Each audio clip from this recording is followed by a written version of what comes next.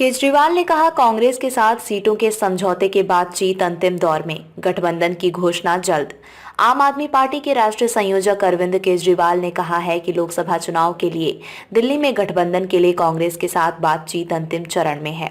इस बारे में जल्द ही गठबंधन की घोषणा की जाएगी।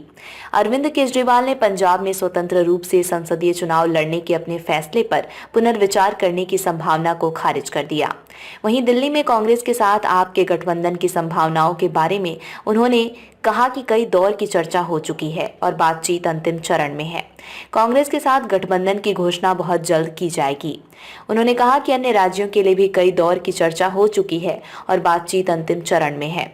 आपने पहले कहा था कि वो लोकसभा चुनाव में समझौते के लिए इंडिया गठबंधन के साथ बातचीत कर रही हैं। खासतौर वो गुजरात, हरियाणा, दिल्ली और गोवा के बारे में बात कर रही हैं।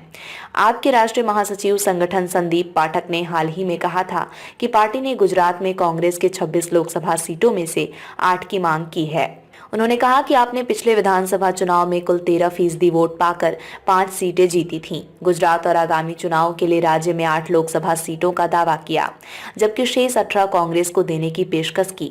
उन्होंने दिल्ली की 7 में से 1 लोकसभा सीट भी कांग्रेस को देने की पेशकश करते हुए कहा था कि वो इसके लायक भी नहीं है। आपने अब तक गुजरात और असम में 2-2 और गोवा में 1 सीट पर अपने उम्मीदवारों की एक तरफा घोषणा की है।